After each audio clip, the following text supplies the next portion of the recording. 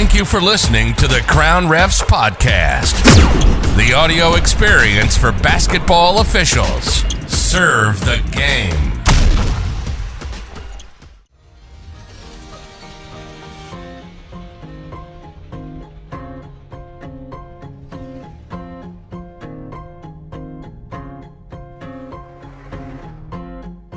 Hi, this is NCAA official Dee Kantner. Thank you for listening to the Crown Refs Podcast. Serve the game.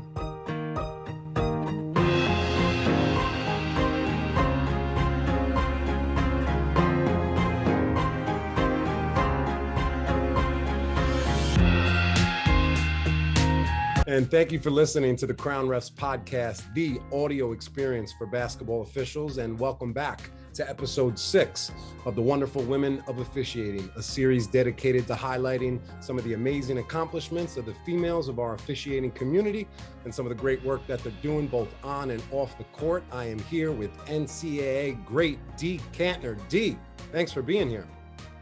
Hey, Paul, it's my pleasure. And I'm just looking, I think I downloaded my screen reverse. So the regional is backwards, but hey, yes, it'll be all right. Just get a mirror out.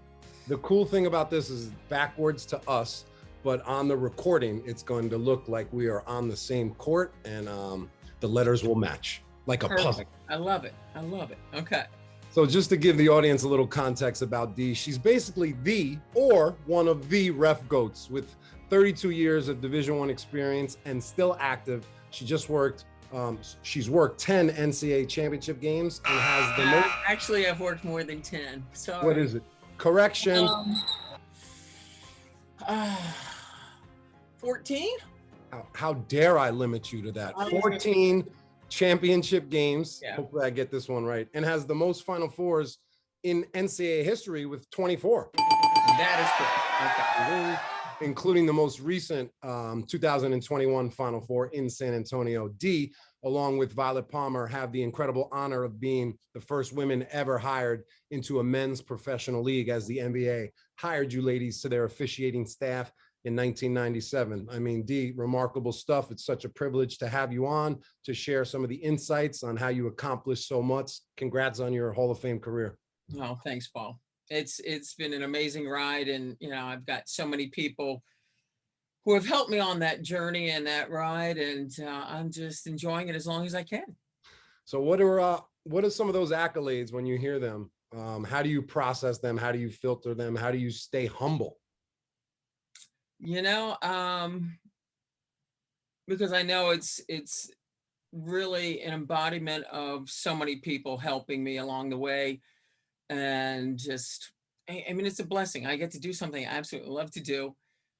And your humility, I mean, my humility is there because the next time, you get full of yourself, and trust me, and it, you make one call and somehow you're humbled immediately. Yeah. So this is just a gig that, first of all, I've got amazing passion for, and I just feel truly honored and blessed to be able to do something I love to do. And it has morphed into a living. It was not, the intent initially. And, I don't even like talking about how many Final Fours, because you're only as good as your last call. And sometimes my last call has been a real beauty. So, to me, I've enjoyed the ride. I've enjoyed so many tremendous experiences and so many tremendous partners and being part of amazing games, but it's what's next? What do I have to do tomorrow?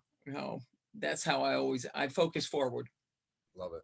So let's jump right back in time to November 1997, your first NBA regular season game. You had the Hawks and Sixers, Dikembe Mutombo versus Allen Iverson. Take me through your emotions. What do you remember? What was it like working your first game in the big leagues? Well, interestingly enough, that was at Philly. That was in Philadelphia. So, people talk, I put that jersey on that night. I looked in the mirror and I went, holy smokes, what are you doing? It really was part of the emotion. But I was just, Daryl Garrison had faith in me. I worked hard. We went through the process. Violet and I went through the process, and obviously they were confident we were ready. I don't know if you're ever ready for that moment, but truly one of the most interesting aspects of that game is I'm a Reading, Pennsylvania native, which is about 50 miles from Philadelphia. And I believe we had to order about 20 plus tickets. And most of them, the vast majority of them were for my teachers going. Nice. Elementary school teachers, high school teachers, middle school teachers, Okay. and about 5 family members. So that's what was really interesting about that game. Now, I do remember my nephew did have a sign like, we love the ref. And I'm like, oh, you could get harassed for that sign. I'm not sure. But so it was really rather poignant that at least it was a home game for me, being a Reading, PA native. Absolutely. It must feel so incredible. Your first game, basically working at home and having your family there to support you. How did the rest of your rookie season go? Gosh, that was 1997. Everything's a blur, I guess. I don't know. I don't focus on how the rest of I don't remember, quite frankly. I mean, you go through game by game by game, you learn as much as you can, you sit down and go through film with everybody in the league that you work with, be it Joey Crawford, be it, Danny Crawford, be it Joe DeRosa. Daryl's leadership was tremendous. So just tried to go game by game and play by play and learn as much as you can. That's understandable that you might not remember everything. That was probably this is 3,000 games ago. 2021. It was 1997. Listen, I like taking trips down memory lane. So let's start out with your referee story. I like to sit back and just listen to you riff for a few minutes about your early beginnings. If you could kind of give us the Dee Kantner referee origin story. First of all, Paul, I'm going to correct you. That's Kantner. I am not a wine flask. Dee Kantner will drive me crazy. You correct, Paul. My bad. I'll get better. It is a common mistake. It really is. It's like there is a second N there. It's Dee Kantner. Did I say it right the first time, or you waited to correct me till the second? That's the first time I heard it. I don't know that you used my last name prior to this, because it is actually one of the, it's a pet peeve, but I can show you many credentials even. I remember a national championship, they gave me Dee Kantner, and I looked at Tina Craw and I went, seriously? She said, Dee, I spelled it right. So it is a very common mistake, but it is still a rather maddening one. So there is a second N there. Well, I won't call you by your last name the rest of the show. I am not a wine flask. I am not a decanter. So what was the question? Because as soon as I heard that, I kind of went, oh, fingernails on a chalkboard. Yep. So the question is, I want to hear about your early beginnings as a referee, just your ref story. Gosh, I don't know that my ref story is any different or much different from many people. I was a senior in college, and ironically, many seniors in college find themselves without financial means. I had no money. A great friend of mine, who I call my Pittsburgh mom, said, kid, you know the game. She was a referee, put a whistle in my hand and said, why don't you go referee grade school and church league and whatever. That was in 1982. And, I really believe from the moment I put that whistle in my mouth, it just felt natural. And I enjoyed it from the get-go. So when Ronnie Garner gave me the whistle and I started out, and like I said, grade school, church league in Pittsburgh, refereeing Susie McConnell and Kathy McConnell. The McConnells, Susie's a former Olympian, unbelievable player. And I hate to think that she was only 7 when I started refereeing, whatever the case may be. But so I started a couple years with in Pittsburgh doing high school. I did the grade school, church league, high school. 83 actually did a little bit of D2 in Pittsburgh, and D2 and in college game at that time, we were wearing the nice blue pants, blue and white shirt. Oh no, we're going back before the collars even. Wow. Blue and white shirt and white sneakers. So I had 1 year. Now I don't even know if you remember that uniform. You got to send a pic of that, because I've never seen. I don't know that I have any, to be quite honest with you, but again, I'm not one that wallows in like what happened. I'm always like, what do I need to do next? So it's just, I've always been that way. I'm not one that goes trips down memory lane. It's like, what's my next gig? Where am I going next? But so that was 83. And then 84, I actually accepted a position with Westinghouse Electric Corporation as a sales engineer.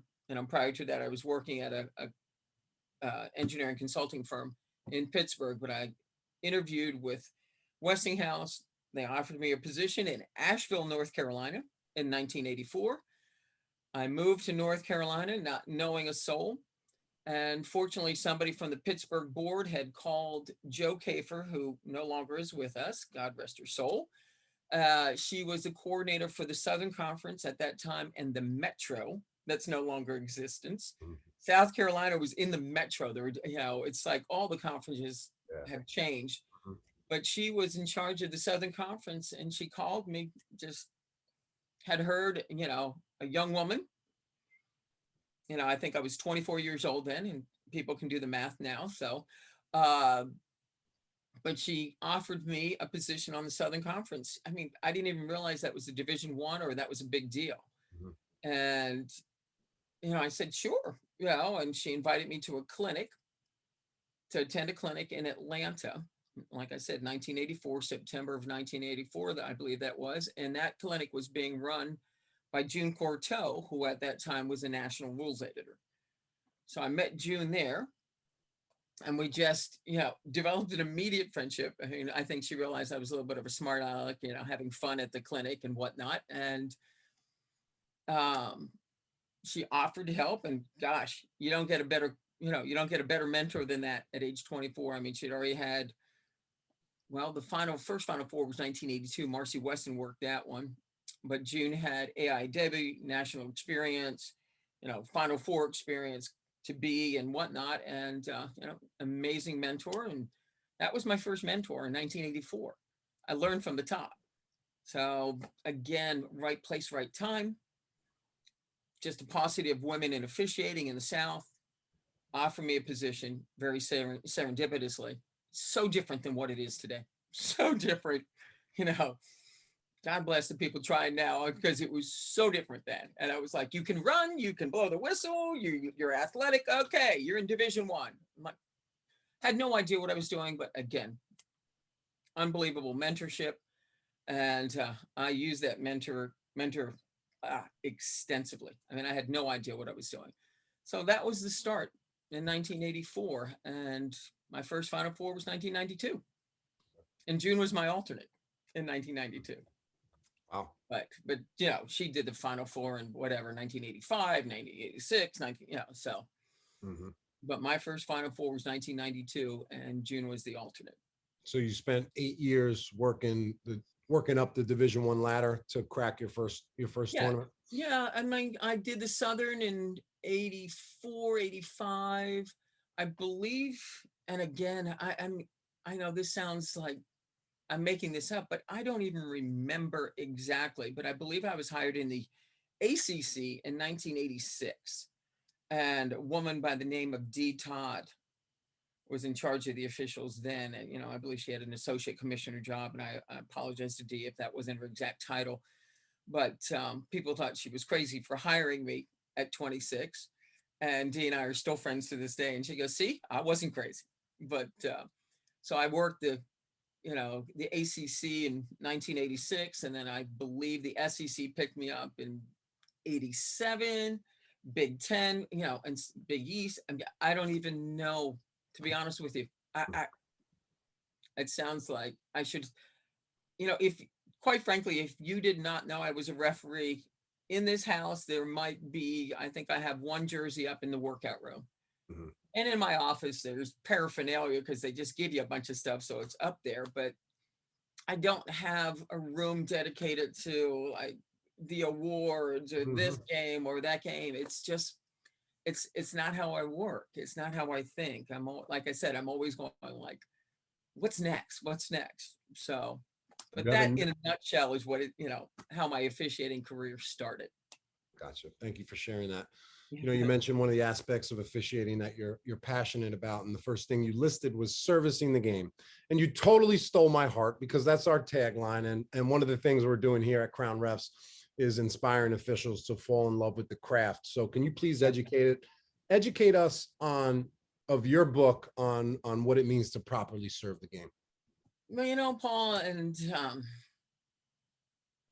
I think, as I mentioned before, officiating isn't something that I just thought, hey, this is what I want to do when I grow up. First of all, that I'm victim to the Peter Pan syndrome. I won't grow up, but it wasn't something I intended to do. And I really believe officiating found me. First of all, I was very comfortable on the floor from the get-go. I enjoyed it. And one of the questions that you did ask on your little questionnaire is that, like, people of influence. And I think back, my high school basketball coach, still to this day, is one of the most influential people in my life.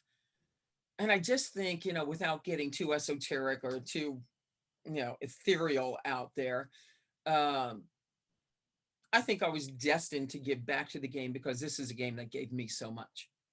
That without my high school basketball coach giving me incredible leadership and direction and just life lessons.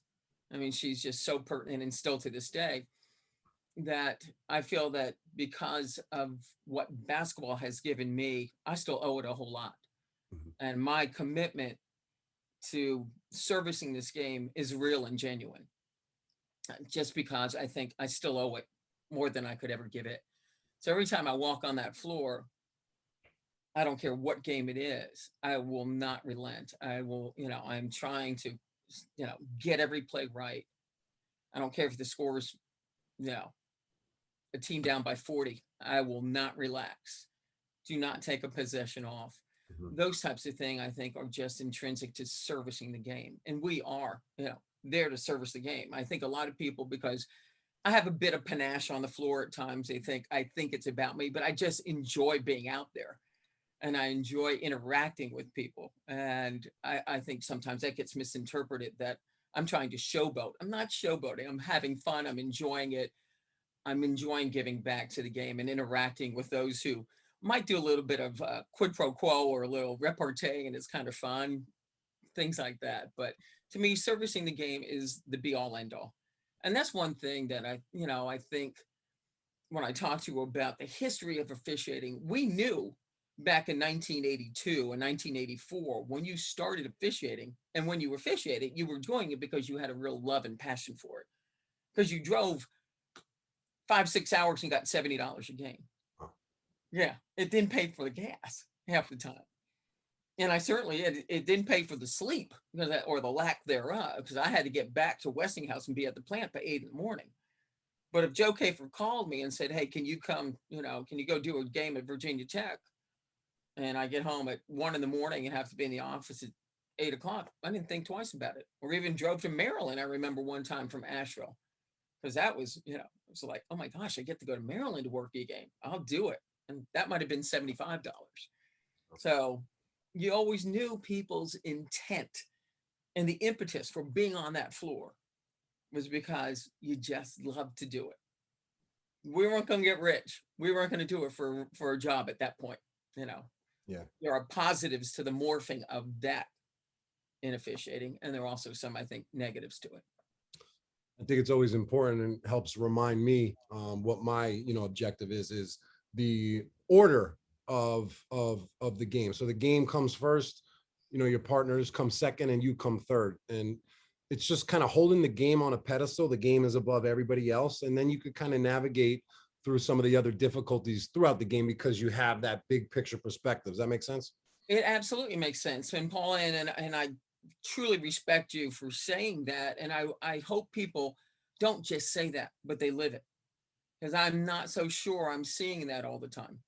I'm really not. And it was something that, obviously through my NBA career and as a WNBA supervisor, and, hopefully in my entire career, this is something that I espouse and something I live, that game does come first. And truly, and really at this point in my career, my goal is to make my partners better. I want my partners to come off that court and say, that was the best game I've ever worked, that they've ever enjoyed or worked or whatever. And so, I really believe that is the correct priority.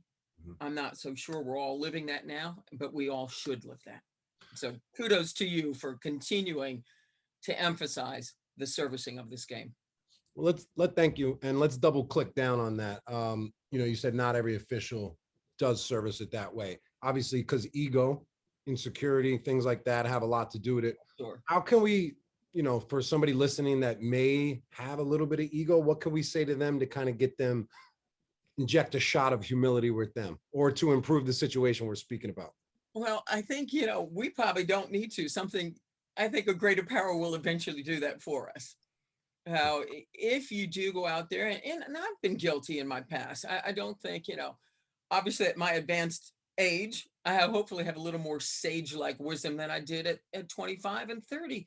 I mean, when you're just starting out and you're really trying to climb and, you start looking like, how did they get that game? How did they, and, comparison is the thief of joy, people. Oh my God. Comparison is the thief of joy. If you're doing that, you are cheating yourself. You're not doing, and you're cheating the game. So stop comparing. But we've all done it. Guilty. I did too. I've done it too. And, you just go, wow, how did they get the game? Oh, I'm better than they are. Well, guess what? If you really are better than they, and you really are the creme de la creme, you will get there. You will get there. So, yeah, I try to get to a point of peace where I get frustrated watching what I think are maybe, a misalignment of the prioritizations. But I think, I also take some solace in the fact that I think it'll even out eventually. I'm working on a piece called Great Partnering, about to release it. And just like you said, we hear so many officials say that. How did they get that game? How did this person get that game? That's bad partnering. You're talking negatively about a partner you're probably going to work with. I'm to the point in my life, I don't want to talk. I want zero negativity about any officials, whether I think it, whether I say it to somebody off the court. I'm trying to eliminate it completely. There's been times where my friends start to go down that road and I have to check them, because I don't want you to play this loser game. This is loser ball, man. Your career has nothing to do with their career. Exactly. And there are tons of games out there, plenty of them to go around. And even if you never get the regional final or the Final Four, think about all the joy you could have that you've had just refereeing the game or enjoying other people or whatever the case may be. There's so many moments that we cheat ourselves out of when our ego and our insecurities get in the way. And then again, I'd like to say I've never had that happen, but of course I have. Mm-hmm. Well, it's natural because we all have egos. Every single person has an ego. The question is, how much do you expose it? How much do you let it out? Right. Some people are letting it out all day long. Well, and I think, sometimes that ego also gets in the way of valuable communication on the court, be it with your partners, be it with players, be it with coaches. And your ego gets in the, really, it's going to just be a roadblock to success. We all have to have a good ego. You have to have a good sense of self. You have to have some courage. You have to have some chutzpah to get in the middle of that floor. Absolutely. And wear bad polyester. Although I guess we're changing our uniform. It's still going to be polyester. But still, what we said, focus on servicing the game. Number one priority. Just to close, your happiness is not predicated on your postseason assignment.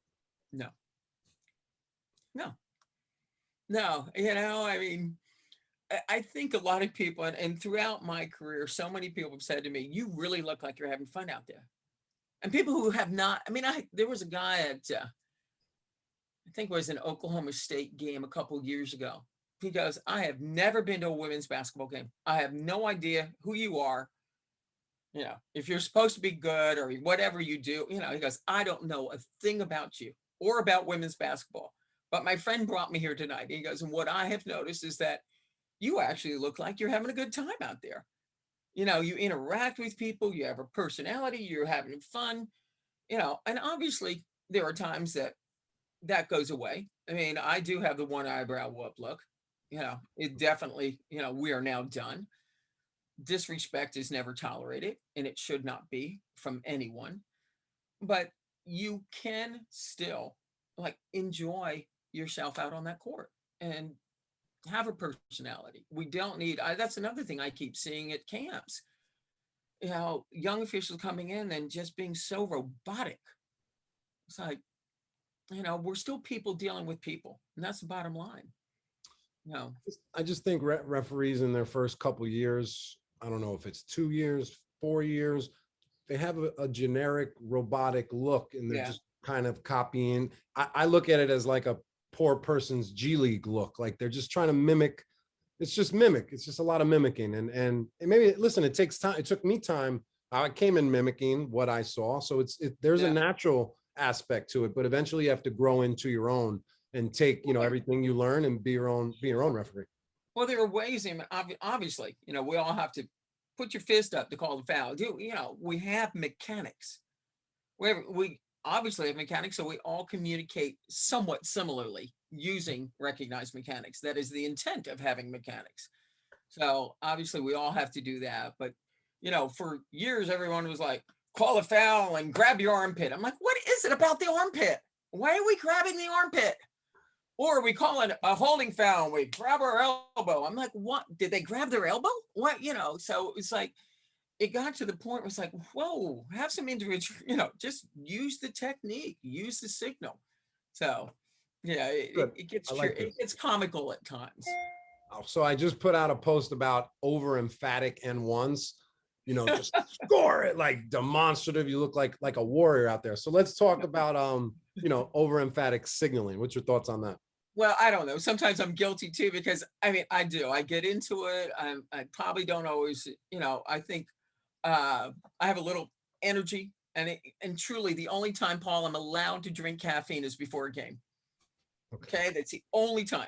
None of my friends let me drink caffeine any other time, because I'm somewhat wired to begin with. And then I get caffeine in me, and then a big old play comes at you, and I've been known to hop. I know. I've been known to hop and call the block, and it's like, how many times you hit your hips? 6? Yeah, I know. Boom, boom, boom. Well, 3 times, but you don't need to sell every call. Sometimes you get into the moment and we allow, you just get caught up in it. And I get that. But every call, you still want a strong signal. Every time out of bounds, blue, call the color, use the color. The antithesis of that, I think sometimes I see people who just look so complacent. That's almost, to me, that's more maddening. It's like, you're so cool. And I'm like, gosh, I'm going to go to sleep watching you work. So we need to make sure we recognize mechanics and hopefully not oversell everything, obviously. Find the balance, right? Exactly. And, and sometimes when you oversell too much, it's, who are you trying to convince? Well, if you're trying to sell someone, then you haven't convinced yourself. Yeah. And sometimes, when you make a bad call and you're like, hit him. No, they didn't. It's just go, oh, I remember Joey Crawford one time, he goes, I didn't even do the mechanic. I just walked up there and went, God, that was awful. And I learned from that too. I've done the same thing. I adopted that from Joey to say, and I just look at a coach now and go, hated it. I'm sorry. It's real interesting. I noticed a correlation early in my career with overselling and incorrect calls. I just seen them, appearing together. Then finally I came to the conclusion, if you're out here overselling, you probably got the call wrong. So I'm very anti-sell. Like, you always have to present strength and be sharp with your signaling. I think that's a standard. But once you start to overdo it, it's almost like turning the volume up over the max. It's too loud. It's starting to distort. Yeah. It just seems, again, you are overselling it. You're trying to convince them of something you don't need to. Most coaches are going to respect the fact when you just look and go, gosh, that was bad. Sorry. It's like, I didn't like it either. So do you like that volume knob comparison? I like the volume knob. I like it. Sometimes I have to turn the volume up too with, dog barking, whatever. Keep it at like a 9. Keep it at a 9. Yeah. So you mentioned a few iterations ago, you mentioned disrespect. So that led me to think, I want to get into this topic. Officiating is like golf. It can be really hard to stand out and be great at it. And one of the biggest challenges in the industry is the power of the coaches and the verbal abuse they communicate with, and the way they try to bully and influence our decision-making in order to gain a competitive advantage. How have you been able to navigate through this challenge, and what is your advice at dealing with intimidating coaches? Wow. Well, navigating it with a whole lot of questions to my mentors and to other people. I wasn't always good at it. I have a tendency, my natural tendency is to go to sarcasm. Okay. I think I'm funny. So I think you're funny too. Thank you, Paul. Sometimes that quick wit doesn't translate well. And so I remember driving home from many games and calling June, going, June, this is what I said. And she'd go, oh, Dee, because June is not a fan of sarcasm. She's like, you can't say that. I know it obviously didn't work. So help me out here. So, asking a lot of questions and just listening. And fortunately, one of my strengths really is reading people pretty quickly. And, one of my hobbies is riding motorcycles. I know my supervisors hate to hear that. Don't listen. Mm-hmm. Okay. And I was reading my 𝙒𝙚𝙚 magazine the other year. I know you probably don't have a subscription. I'll get you one. No. But there was this really intriguing article called Oil: Observation, Intuition, and Logic. And it was great. It was talking about, when you're riding your bike, you're riding the motorcycle and it starts to rain. Well, here's your observation. Your intuition is, guess what? You better slow down around the turns. You're going to slide out, blah, blah, blah, logic. So I translated that to, I thought it was perfect for officiating too. I was actually reading this article in the Caribbean again. I was on Cayman Islands. I like to go to the Caribbean postseason. And I was reading this article and I went, this is perfect for camp. And I did a presentation based on that article, because I think how to get any coach, not just the overly aggressive ones or, the high intensity ones, is to pay attention to them, to anybody. What's the key to communication? To your wife, I see you have a wedding ring on. it's like, what is the key? She put a ring on it, Dee. She did put a ring on it. Go ahead, baby. But the thing is,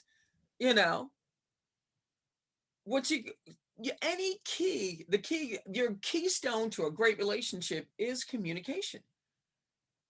So whether you have a really over-the-top coach or a not so over-the-top coach, I still think your most successful officials know how to communicate, know how to diffuse, know how to listen, know when to stop. And, and those overly aggressive coaches also will respect when you go to 9 and you go to 10 and you go, okay, that's enough now. You have a technical foul. The people who do not assess technical fouls in the proper time will not garner that respect. Right.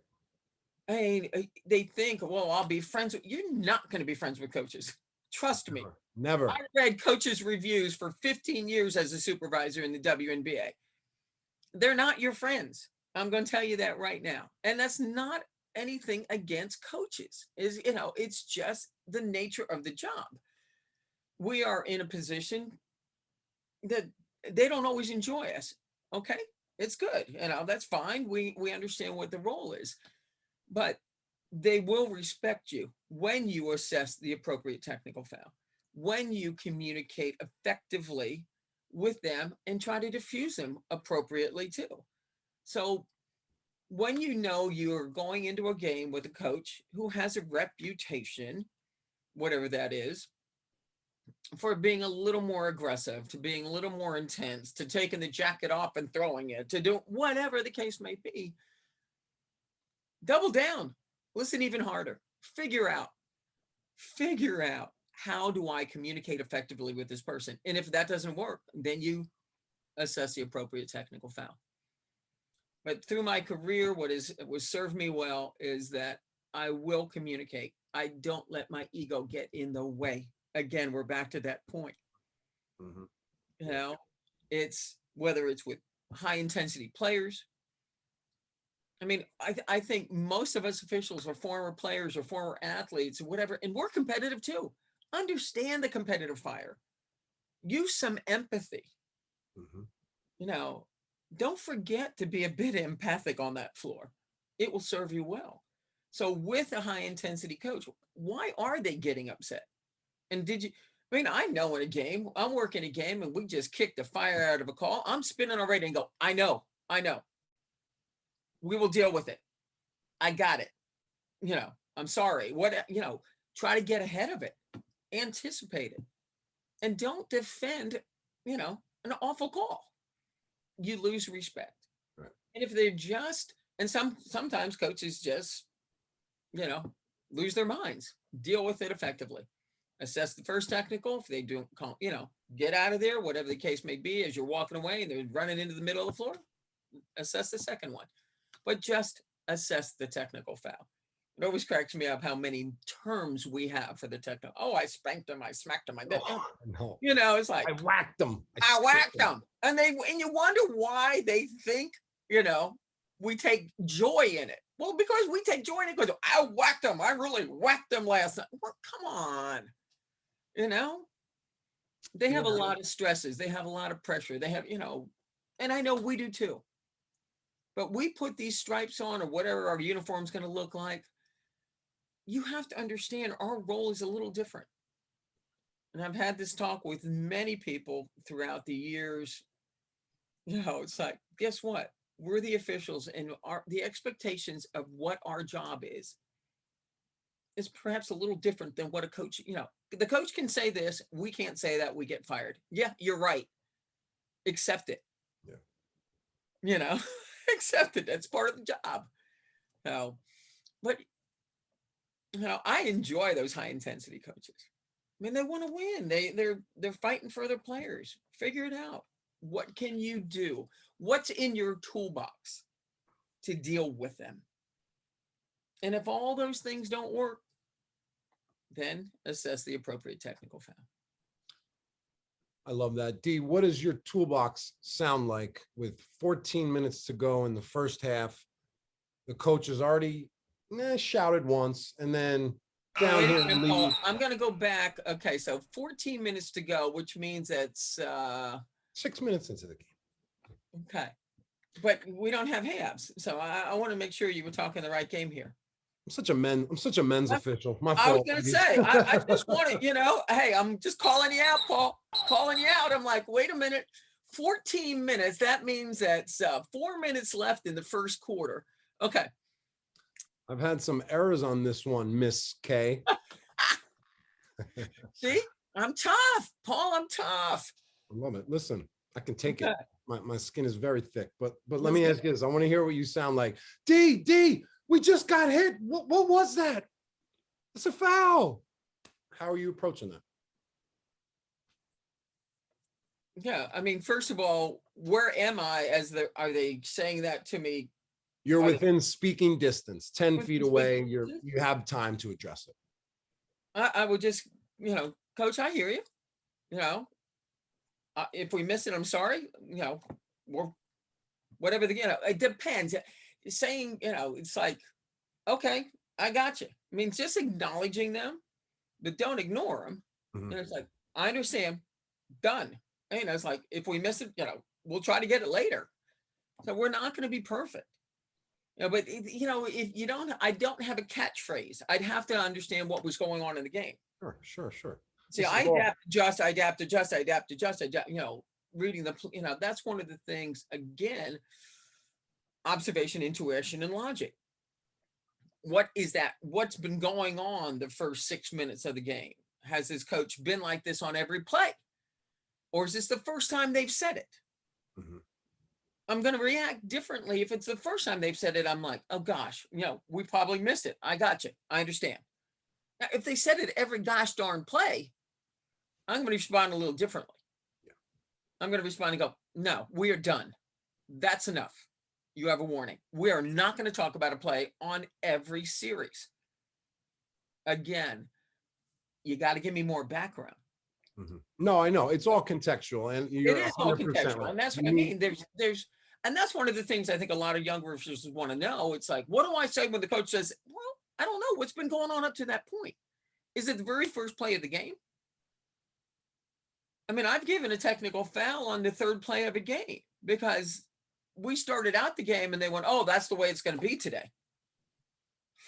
I was like, "Oh, no, please, no. Mm-hmm. Let's not start that way. Next time down the floor, seriously, that's the way it's going to be today. We're done." Okay.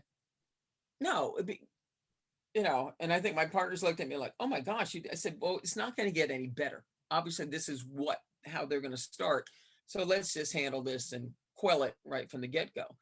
But again, if that's the first time that coach said that, I'd go, and if we did miss the call, I'm going to go, absolutely.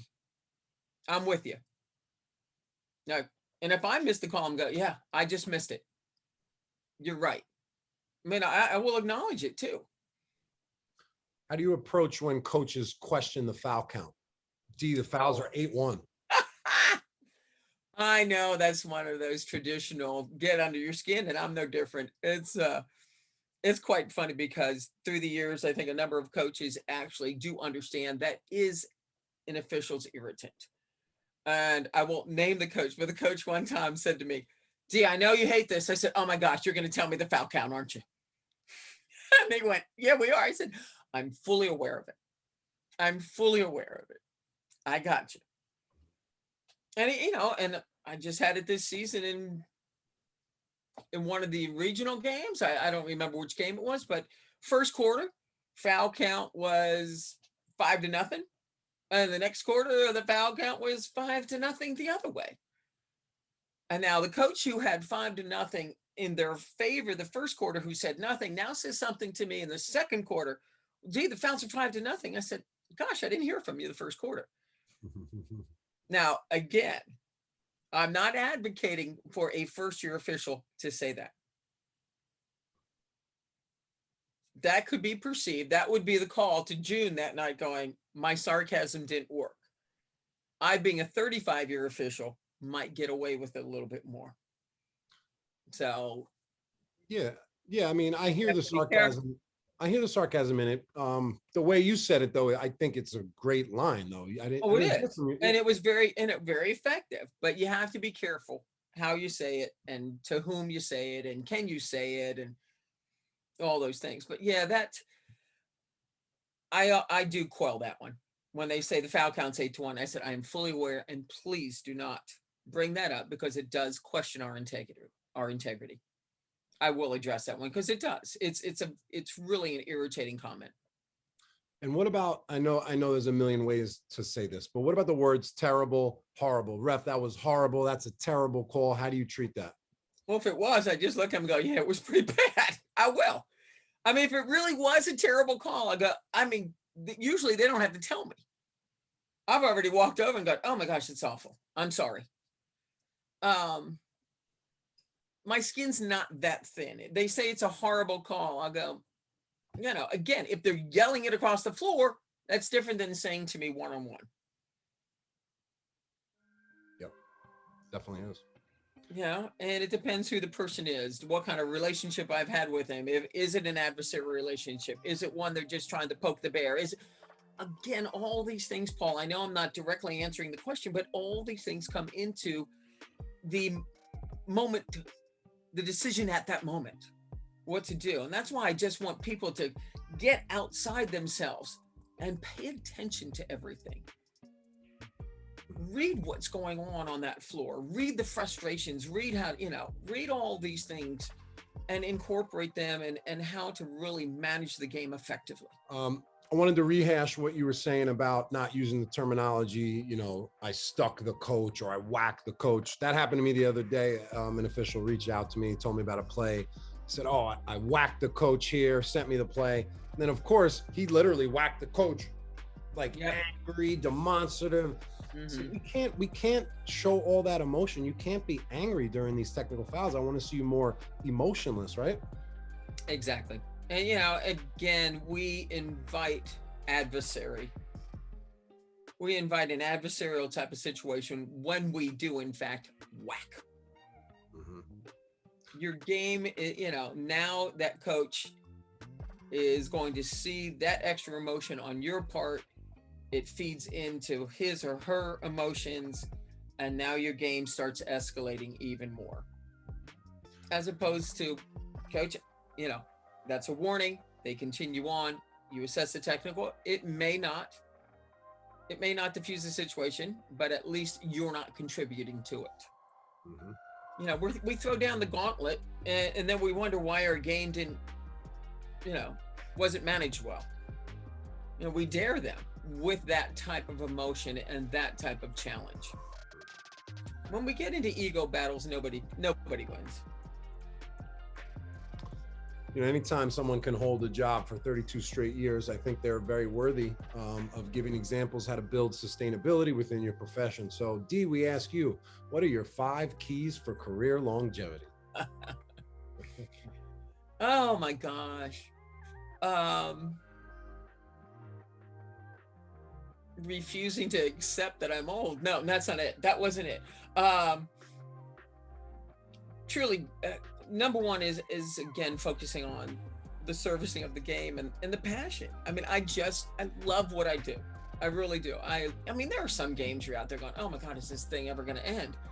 I'm not saying every time you walk on the floor, it's just sheer joy. Of course it's not. And there are situations and moments where you're challenged, but overall, I still really enjoy being out there, which is why I have not retired.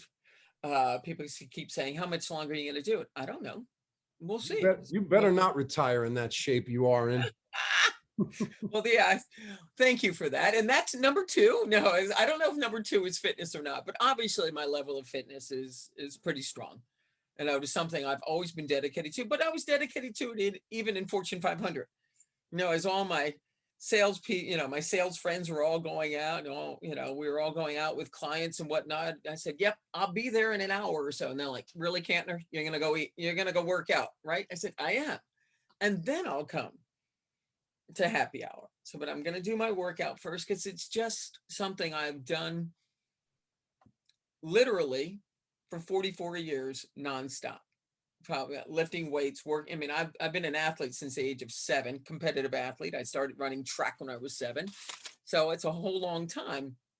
So fitness is a huge part of, what I enjoy in life. And, I've been thankfully blessed with a pretty good genetics to still stay pretty strong at my age and still in shape. And yeah, I can still run those fast twitch muscles. Don't ever ask me to run a marathon.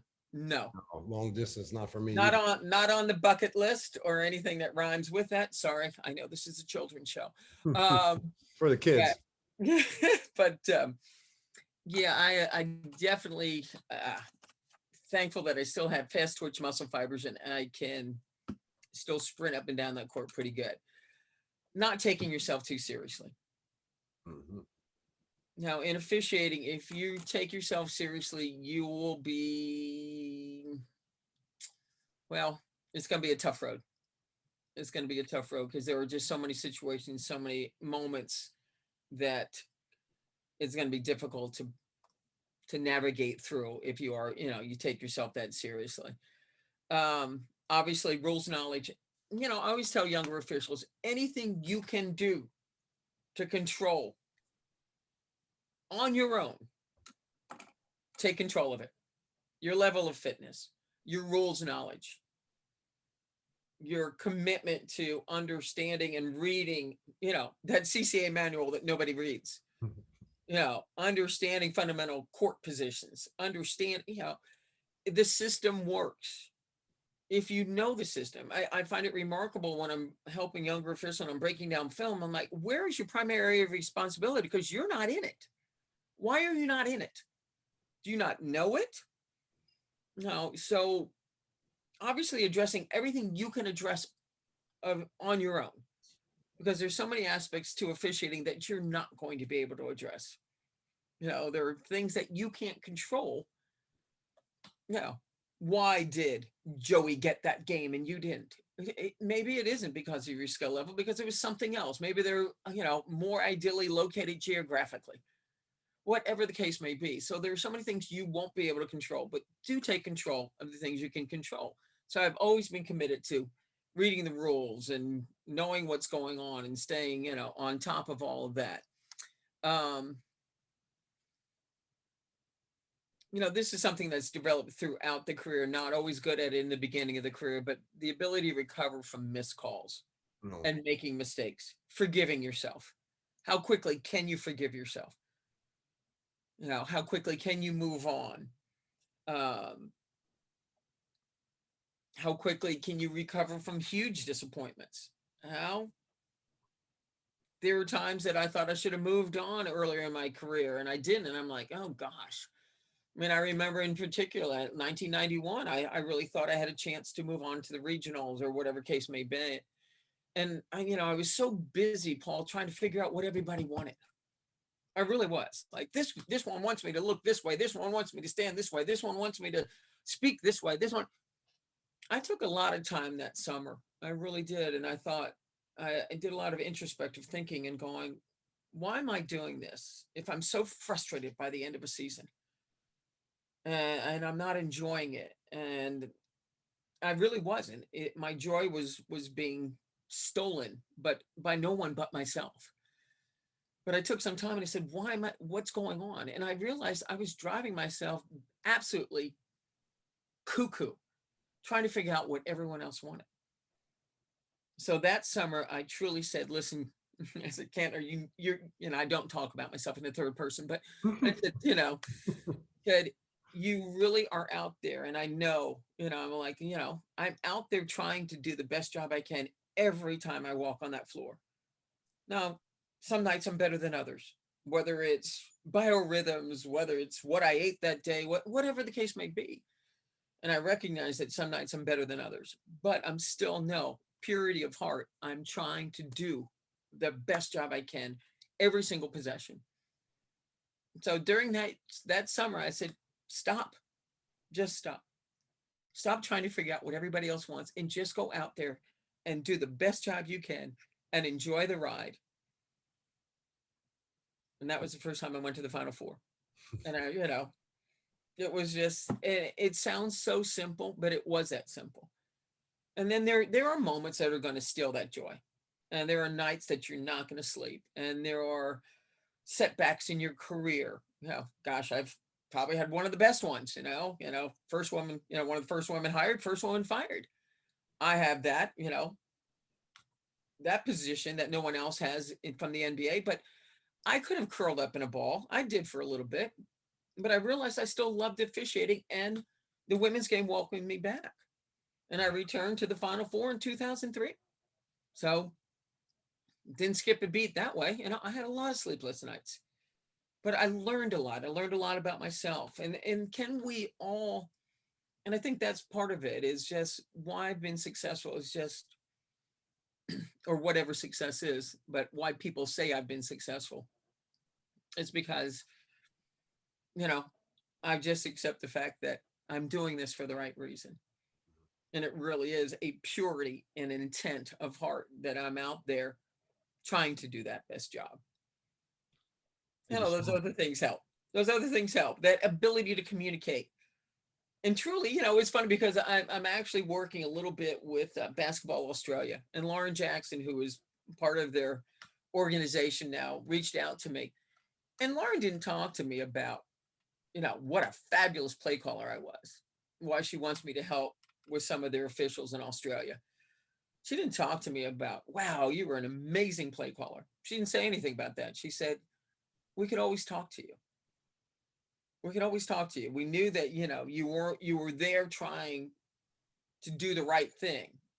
And if we were a little fired up, you tried to talk us off the ledge or, and if we said a bad word, you just went, woo, whatever, just bring it down. She said, but we could always talk to you. And, so the players, understand too. I mean, half the time when I miss a call with a player, I just look and go, God, that was awful. It was awful. I'm sorry. And half the time they go, it's okay, Dee. It's all right. And they end up comforting me. And I'm like, well, thanks. It's like sometimes they're not so happy, and I get it, But when they're not happy, again, if they come at me hard, I just go, I might have missed that call, or I did miss that call, but you are not going to disrespect me. I'm not going to disrespect you. And I assure you, my play calling's better than your shooting percentage. So you need to stop.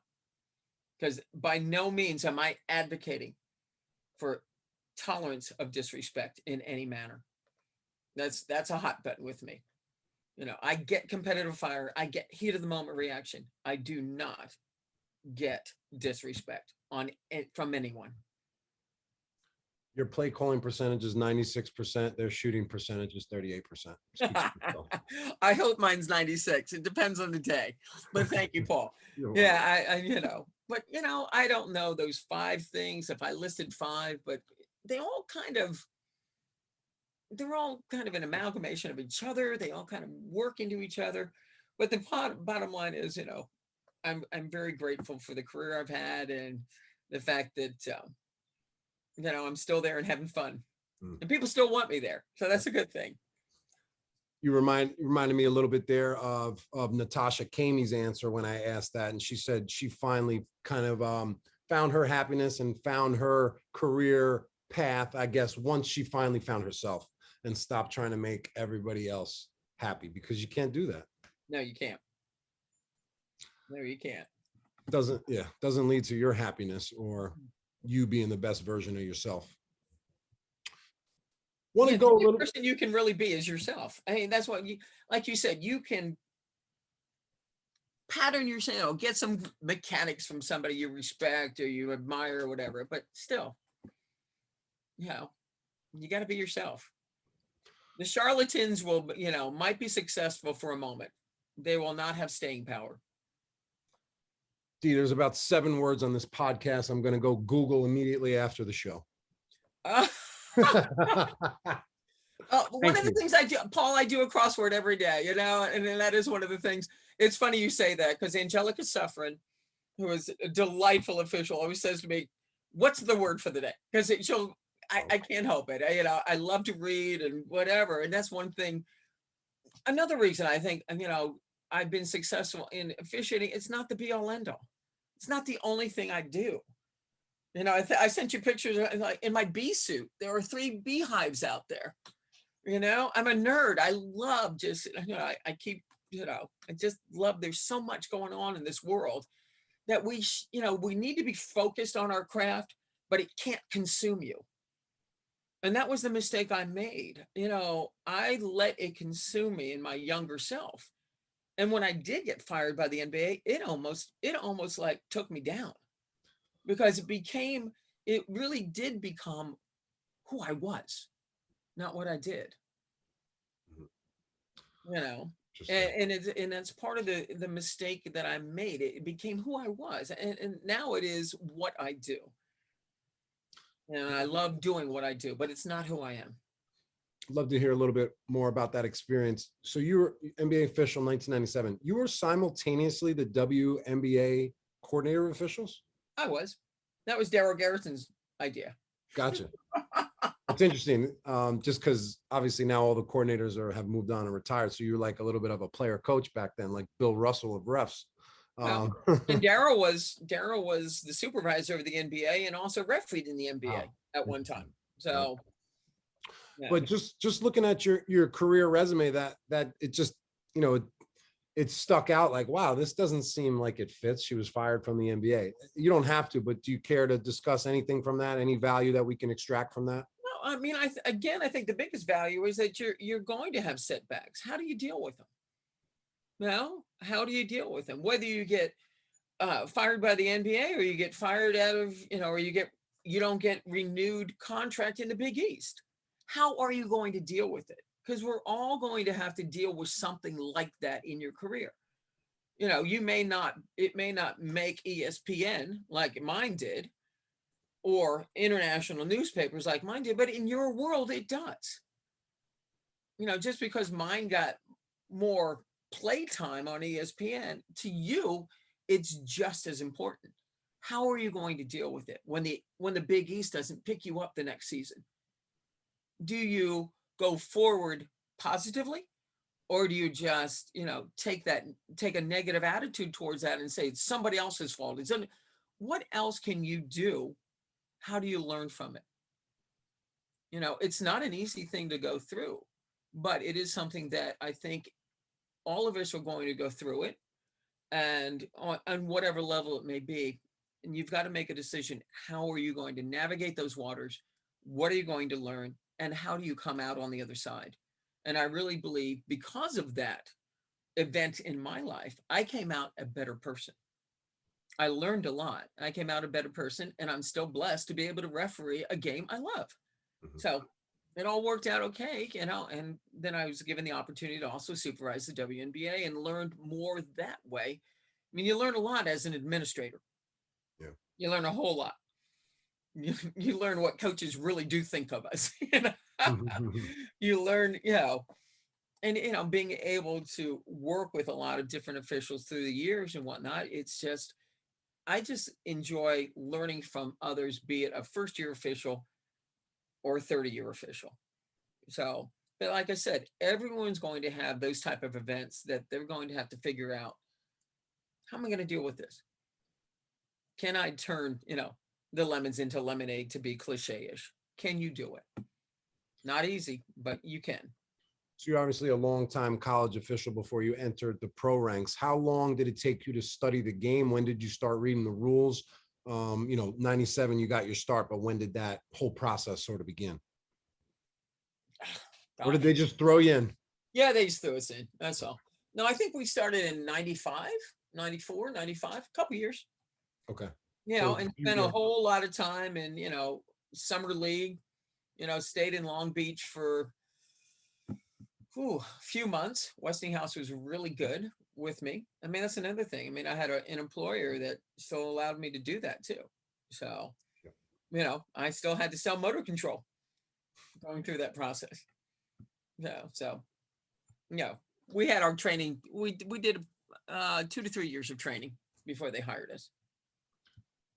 Dee, this is the 6th episode of the Wonderful Women of Officiating, where we're trying to support and empower female officials to be great. What would you like to say to kind of add to this conversation of inspiring a new generation of women officials? Come and do it, please. I mean, I want to inspire you to, if I can, but the inspiration is going to come within. Do you have that fire within you to really come out here and be of value on this basketball court? And don't let the money entice you. That's the thing. The money is great now. It's a whole lot more than I ever thought would ever happen in my career. But that can't be the impetus for you taking your place on this court. Inspiration has to come from, as Paul has dedicated his podcast to servicing the game, to being of value on that court, and I hope, if you've seen me officiate, if you listen to anything I've said today, that I hope you perceive that it really is my goal every time I walk on the floor and every time up and down that court, to service a game and provide value to the game of women's basketball, or any basketball game that I've had the privilege of refereeing, be it the Olympics, the NBA, and I actually never refereed in the WNBA. I was always supervising.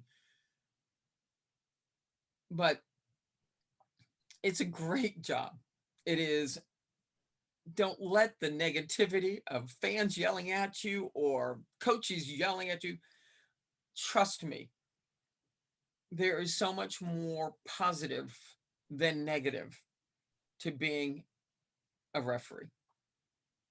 I just can't even tell you. It's not even close. So what? A fan that you know nothing about, who knows nothing about you, yells at you. They're an idiot. Who cares? Why? If I took my self-worth from what I've heard through how many years? 37 years of officiating. I'd be in a puddle in the corner right now. I mean, they don't know what they're talking about. So I know what I'm talking about as far as I know why I'm out there. And I think that purity of heart has been rewarded with an amazing career that I don't think I really have deserved, but I'm grateful for. So I hope that inspires you to come out there. And I don't know how many more years I'm going to be working, but I hope I work with you. So, and I hope it's the best game you ever work if you do get an opportunity to work with me. And we will have fun. I play music in the locker room after the pregame, and again, don't take ourselves too seriously. And what are we listening to nowadays, Dee? Oh, I'm an R&B soul jazz person. So, but and I'll bring out the old 80s and 90s disco. That's always a little fun to listen to in the game, in the locker room. So, you got spice, girl. That's it. Although I'm not a Spice Girl. That would be what are the Spice Girls? Jerry Halliwell? I don't even remember. Now you're going back. See, Paul, you're gonna get me on too many tangents. That's how my brain works. We're gonna do I'm trying to get you on That's it. multiple tangents. Just let you go. Pass you the But ball. no, go. Paul, I am really proud of what you are doing for the game. I hope I've given some inspiration to somebody that realizes that this just really is an amazing environment to have an existence in. The blessings that I've been afforded throughout my career are more than I ever could have imagined. And, not done yet. Got a few good years in me yet. I hope. You never know. You just never know. But, I live looking forward, and I can't wait to see what tomorrow brings. It's very interesting, your career path, and how, we talked about longevity, but I mean, from what I see, and, I didn't watch a ton of your games this year, but you're still at the top of your game. You're on you're way past Tom Brady at this point. How old is Tom? Oh, I guess I am older than Tom Brady. We don't want to talk about that. Yes, I'm definitely older than Tom Brady. Yeah. Dee, I have a few speed round questions. It's a quick one-line question. You can give me a few sentence answer, and we'll kind of do. So brevity is the soul of wit here. Okay, I got you. So first question: most notable college game. Oh, see, no, I'm terrible. I'm terrible at questions. Okay, the most notable or the most I don't even know that. I mean, I was fortunate getting, there's a skip button. There's a skip button. Skip it. There's so many. I mean, my first Final Four in 1992, we called 63 fouls. I thought, if this is what it's like to be in the Final Four, I don't want to be here. But 93 then was the complete antithesis. That's when Cheryl Swoops went off for 47 points. Sally Bell and I just went, it's up, it's good. It's up, it's good. It was so pleasant. Ohio State and Texas Tech, 1-point game. It was an amazing game. Sally and I just kept them in bounds. Complete opposite of what Artie Bommingen and I had to do in 92. So that game was refreshing because I went, oh, maybe I do want to work the Final Four, because after 92, I wasn't sure I did. Agumbawale's shot at that. I mean, I was on that game. I'm going up with the count to 3 from the center, and quick, I had to run and get Notre Dame players off the court because we had to go to the monitor. I mean, obviously there are moments like that you just go, holy smokes, you're right in the thick of it. But there's so many, gosh, there just are so many. I just remember even the first time having NC State back in the 90s, and Andrea Stinson going up for a layup, and she did a 360, and I was like, holy smokes, first time I saw a woman do something like that. Or being able to work with, the Olympic teams through the year. So yeah, too many. I can't pick one. Time. You just got it in. I was gonna say, I'm not brief on that one. So go. All right, by the way, I really enjoyed looking at your 3-point make signal. Strong, real strong. It's good. So you look at those guns. There they are. Yeah, I saw you on that CBS video. You're ripped. Well, I'm the incredible shrinking woman. I used to have bigger muscles, but as I get older, they just get leaner, but definitely cut, I guess it's better. I'm not complaining. I guess it's better than not being able to see them, right? Yes. What's been your diet for this week? Oh, well, my diet since 1982 is I'm vegetarian. So, I go outside and graze. That's about it. So. Who's the best women's player you ever reffed? Oh my gosh. Okay. So best women's player. Again, it depends on the moment. I mean, I Cheryl Miller back, early. Yeah, I have refereed Candace Park. I've refereed Lisa Leslie. I've refereed, Lauren Jackson in the Olympics. I've refereed Diana Taurasi. The Asia Wilson. There's just so many really strong players through the years. So, I guess I should mention Lobo. I mean, otherwise she'll call me out on a broadcast. She's still mad at me for the third foul I called on her in the 1995 national championship game. So she brings that up every time. You think she'd get over it. So.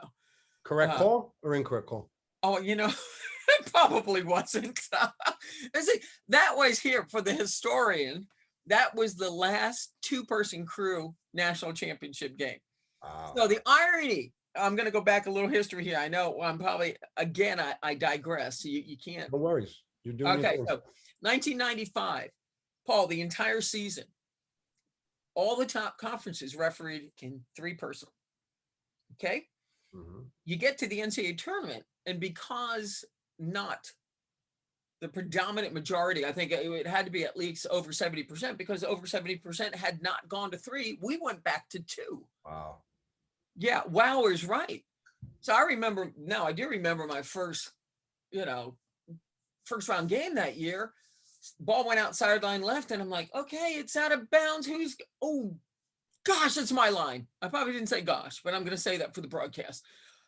I forgot, so it was really difficult. And then you get to a national championship game, UConn versus Tennessee, and you're in a two-person crew after you had worked three all season long. I know our play calling accuracy was not what it could have been on that game in a two-person crew. So Rebecca Lobo's probably mad at me justifiably. So you mentioned Lobo. That brings me to the UConn point. What's the best UConn team of all time? Oh, gosh, no. Mm-mm. Are they all just as good as each other? I am not going down that path. It's like, I have no idea. Let somebody else who makes their money doing that one. Let the pundits and talking heads decide that one. Well, I don't like listening to them. I wanted to hear a referee's perspective. So, but who are some of the most underrated officials in the country right now that you think don't get enough shine? Oh gosh, I can't go there either. No I just, I don't know. I don't really know how anybody is rated anyway. I know who the veterans are, who we've been around a long time, the ones who have had, Final Four experience and things like that. But I don't focus on that. It's just not how I'm wired. I know people may or may not believe that, but it's just not. I don't look around I'm always looking for good talent and trying to spot good talent to help, recommend or mentor or whatever the case may be. But, I just don't start rating people and things. It's not how I think. It's just not what I do. I have a few other questions, but I don't think you'll want to answer those. So let me get to one. I think you probably will. Who's the funniest? Who's the funniest NBA player you've officiated? Oh, goodness gracious! There's some of the guys who were really fun. They really were. It was like one time Karl Malone had the ball, and his hands obviously huge. Goes to hand it to him, and he wouldn't let go of it. And I'm like, seriously, or. Some of the guys would hide the ball from me when it went out of bounds, and but I know some of the coaches, again, quick wits, and I always get along fun. We have a good time. If we can do repartee, and players, I love some players who just you can spar with a little bit. So. Well, this was really fun, Dee. Is there any thing else that we maybe didn't touch on? Anything you want to speak upon? No, I don't think so. I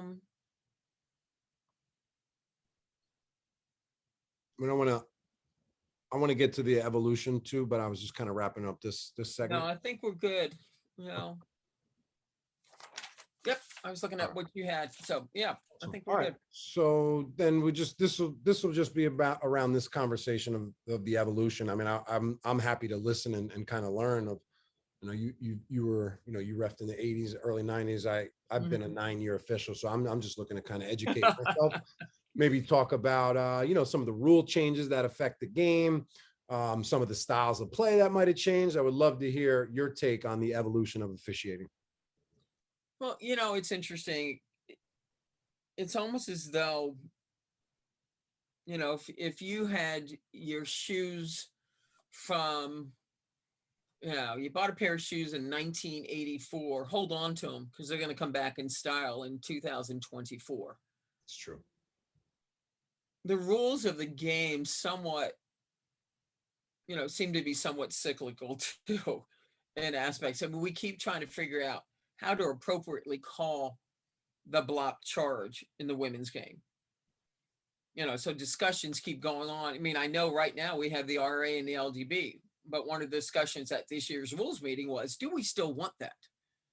Yeah. And I'm like, oh gosh, here we go. Are we going to go back to trying to figure out how to call the block charge without an RA or an LDB? Because in the beginning, it was like, we had no guidelines. And then we tried the guideline of the defense had to be out in front of the rim. Well, what did that mean? Did we drop a plumb line and they had to be, an inch in front of the plumb line or 2? And how do we judge that as we're running down the court full speed? And then we went back to, they can be anywhere. So then a player goes to the hole, defense is way under the basket, but she lands on her prior to the ball passing through the hoop. We then have to go, nope, it's an offensive foul.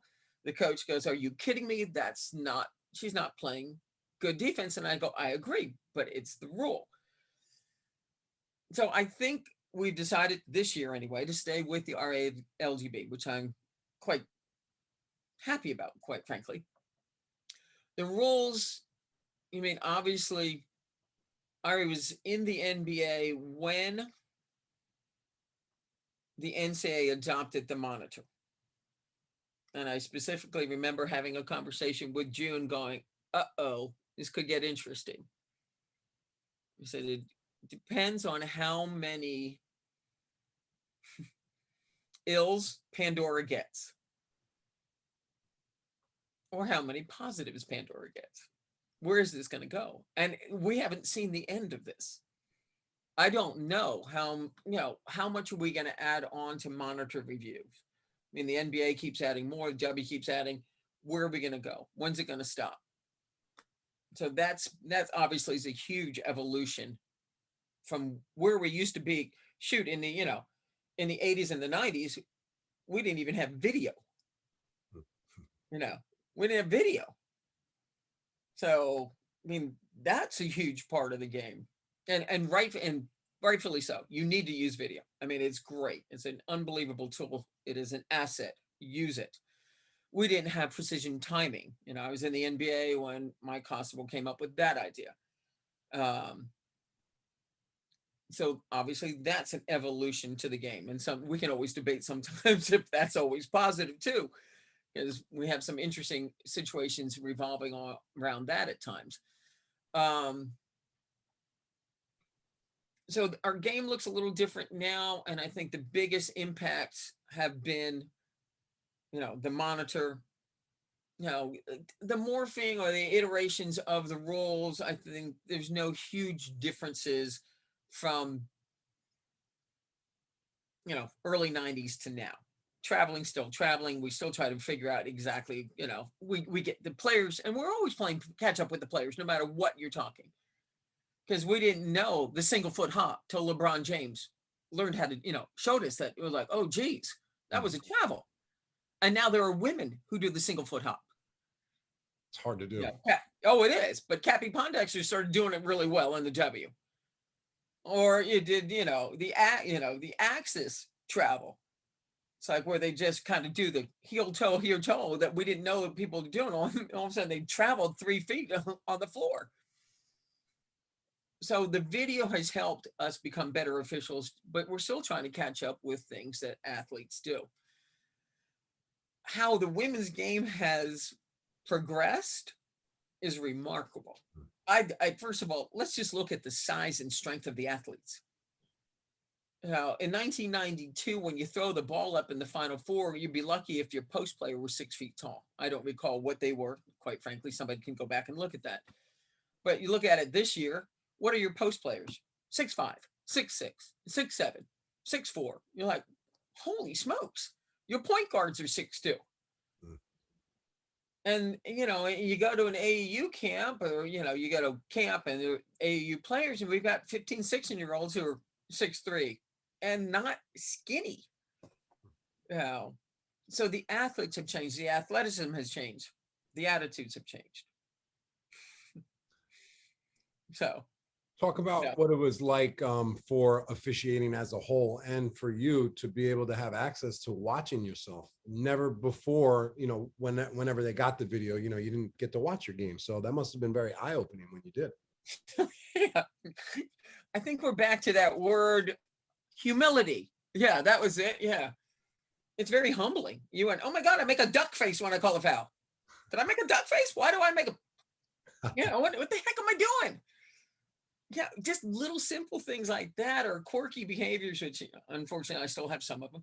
But yeah, I mean, working, yeah, when I had the opportunity with the NBA and looking and having video as you're at camp, and or I'm on the floor and 𝙒𝙗𝙦𝙦 is talking to me in my ear, I was like, holy smokes, what's he doing?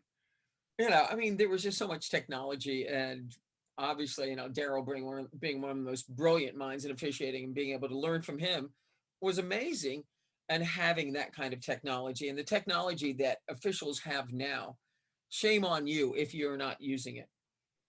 Shame on you if you're not using it, because it was not always that way. I mean, we just thought we were fantastic all the time. No, we didn't. we had no way to know one way or another, you know? So there is definitely so many more tools to help us become better.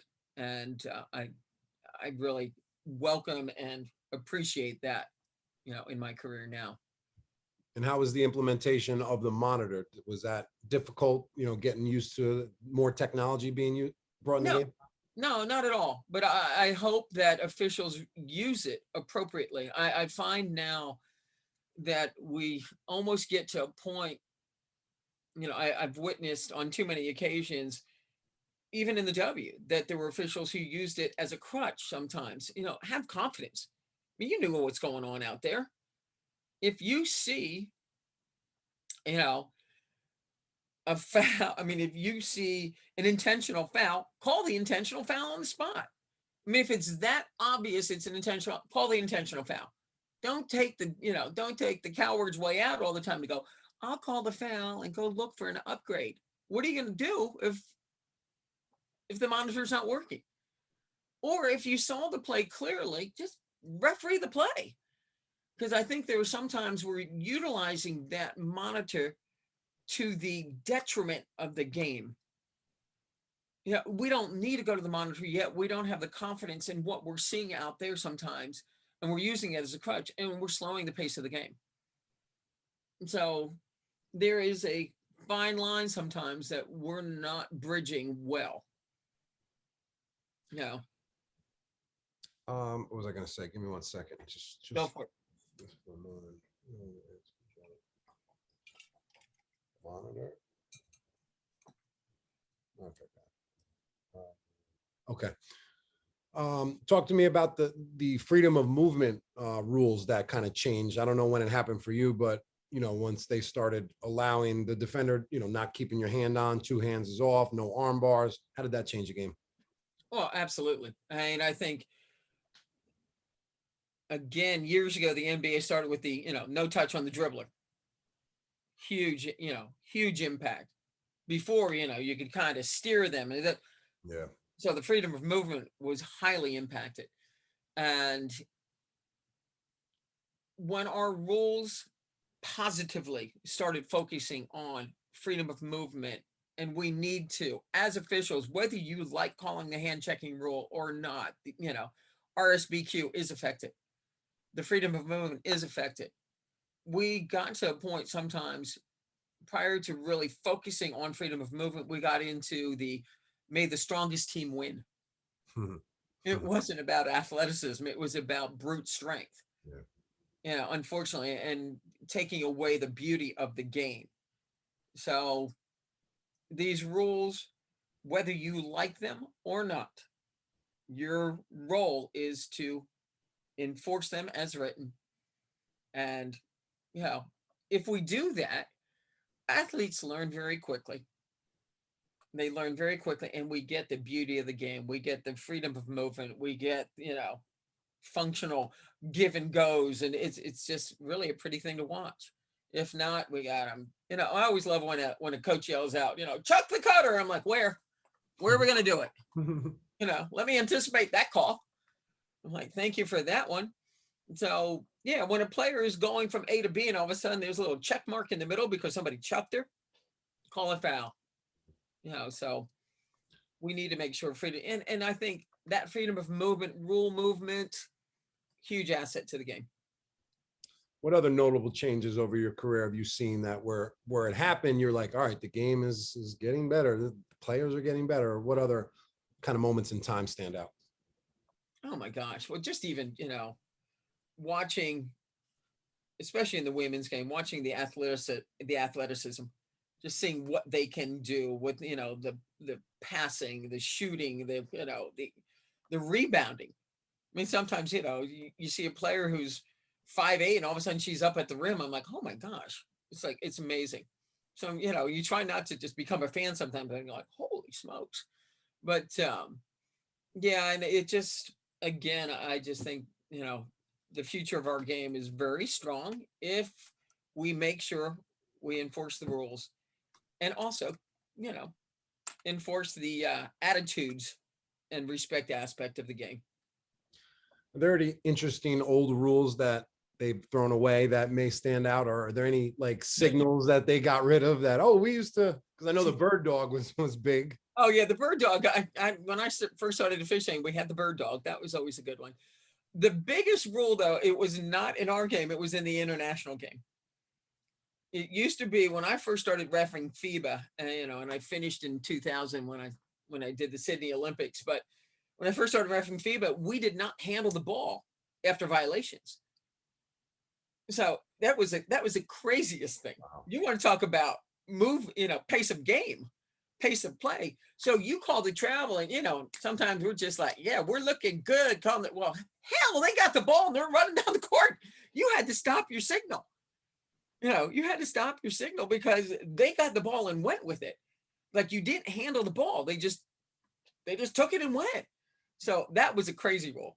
But that circled back this year in did it really? In a few states because of the pandemic, where officials did not touch the ball. And this is not only at throw-ins, this is at free throws.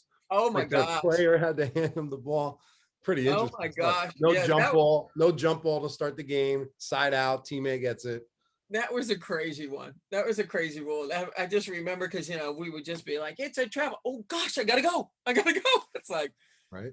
As far as the college game or pro game, I don't know of any rule that really has changed the game quite that much as really focusing on freedom of movement and the ball handler, dribbler type of fouls that we're asked to call now, to allow that movement to happen.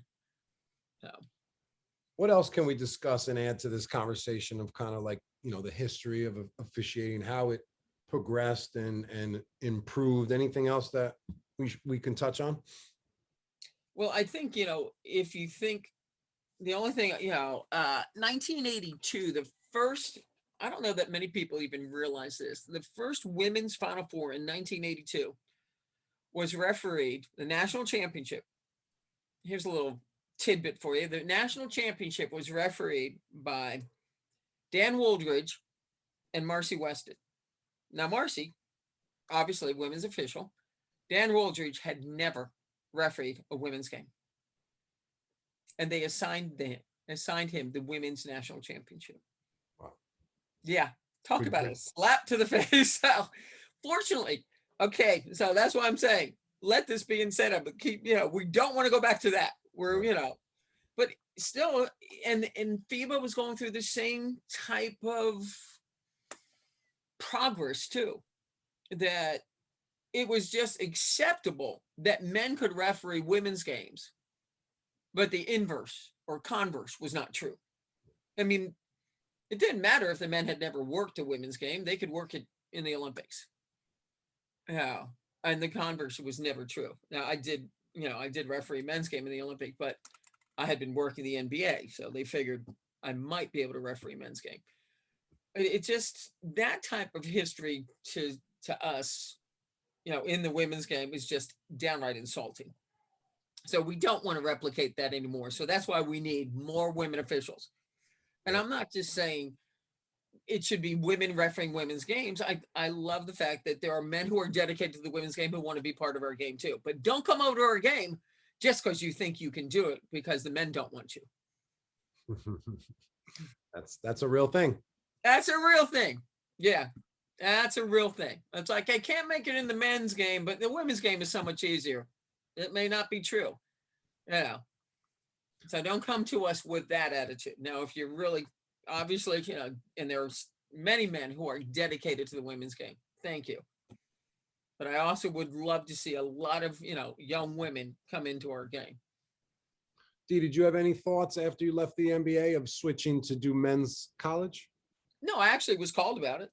Okay. They called me. There was a couple supervisors called me, and I just said, I'm done. Thank you. Very nice. I love the women's game. And I just felt, I just wanted to go back to not being challenged every game. Okay. At that point in my career. So, and I tell you, my heart is in the women's game and I love servicing it. So I was quite happy to go back to the women's game. And again, thankful to Patty Broderick and, all the different coordinators, Becky Marshall at that time, Marie Koch, let me think, all of them who welcomed me back. And I do appreciate that because they didn't have to. I imagine your phone was ringing a lot that offseason, getting recruited back into college, right? And whether or not I answered it, I don't know. I was in a funk. I don't know. It was fun. It was, I appreciated the fact that I actually was welcomed back, and that was truly, heartwarming. So. Well, Dee, this has been a real pleasure. I'm learning a lot from you. I'm going to learn more as I go back and kind of, edit the episode. It's a real pleasure to have you on. I think you are the greatest, if not one of the top 3 greatest officials that, has walked this earth based on this remarkable career you've had. So it's a real privilege to have you on. Thank you so much. My privilege, Paul. And if I can be of help in any way, don't hesitate. Okay. I appreciate it. I hope you don't mind. I didn't listen to your podcast. I didn't mean to insult you by any means. You can't insult me, Dee. I know, but I do. For my own mental health, I have to take a break from it. I just take a break from officiating. I take a few months off, and then, I'm going to do Lisa's camp July 1st, and then I'll go back. I was reading camp rules, but I just need to step away. So just circle back to it next season once you're back in the mode. Absolutely. Once July, August, September, I'll get back into it. But I enjoy stepping away and just saying enough for now. Because my friends deserve it. My family deserves it. My dog deserves it. It's like, because it becomes, and I have an OCD type of personality, which is why I look like this at 61. Okay, so I know what I need to do to just take a breath and refresh and be able to come back strong. How's that? Does that make sense to you? Sounds so much better. It's just, there's such a world out here. And I think as officials, and I made the mistake, I got too sucked into it, that it was the be all end all. And I missed so much. And I don't want to miss all that now. So I'll get OCD about officiating again soon, but not right now. Well, best of luck. We hope you have many more years ahead of you. And I don't know about all that. Don't put that. A few more. So, but thank you, Paul. Absolutely. And best to you. So thank you, and thank you for what you're doing. Thank you for listening to the Crown Refs Podcast. Serve the game.